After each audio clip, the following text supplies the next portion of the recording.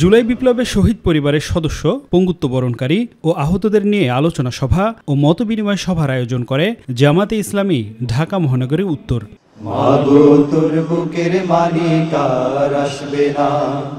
আলোচনা সভায় শহীদ পরিবারের সদস্যরা স্মৃতিচারণ করতে গিয়ে কান্নায় ভেঙে পড়েন। এছাড়া অন্তর্বর্তীকালীন সরকারের কাছে জুলাই সনদ সহ বিভিন্ন দাবি জানান। আমি জন্মগত এতিম, আমার বাচ্চা এতিম হয়েছে, আমার মাথার উপরে না আল্লাহ ছাড়া কেউ নেই। আমার পাশে জামাতে ইসলামরা যেভাবে খবর নিছে, অন্যান্য দল করছে, কম বেশি সবাই করছে, কিন্তু ওনাদের মতো কেউ খোঁজ খবর নেয়নি, ওনাদের মতো কেউ পাশে থাকেনি। আমার খুব কষ্ট হয়, আমার কোনো সমস্যা, আমার স্বামী আমার রেখে আমি একটু সন্তান স্বামীকে দেখি না, কেন না বড় সন্তান আমাকে নিয়ে এসে করে বাবা কই।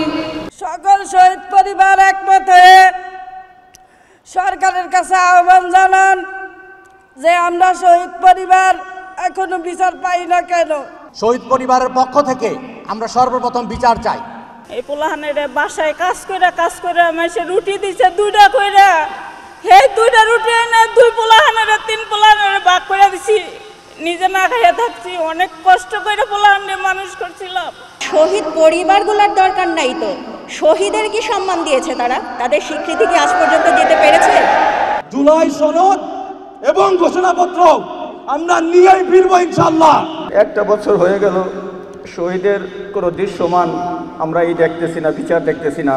আলোচনায় অংশ নিয়ে আমার দেশ পত্রিকার সম্পাদক ডক্টর মাহমুদুর রহমান বলেন, শেখ হাসিনা যে খুনের নির্দেশ দিয়েছে তা আন্তর্জাতিক মিডিয়ায় প্রমাণিত হয়েছে, তার বিচারে আর কোনো বাধা নেই। খুনি শেখ হাসিনা যে নিজে নির্দেশ দিয়েছিল হত্যাকাণ্ড চালানোর জন্য, সেটা আন্তর্জাতিক মিডিয়ায় প্রমাণিত হয়েছে, আপনারা সকলেই এটা জানেন।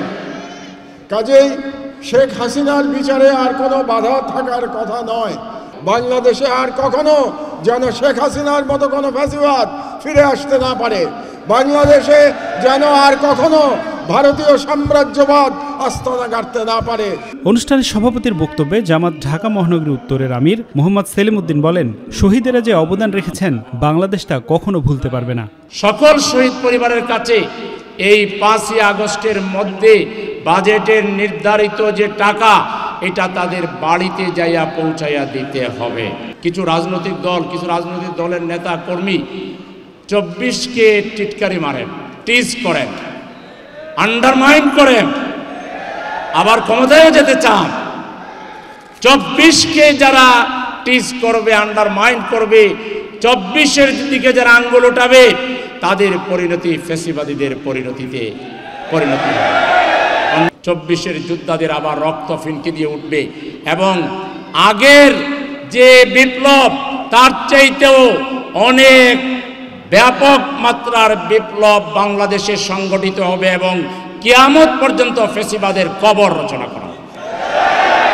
অনুষ্ঠানে শহীদ পরিবারের পাশাপাশি বিভিন্ন রাজনৈতিক নেতা, বিশিষ্টজন এবং সাংস্কৃতিক কর্মীরা উপস্থিত ছিলেন।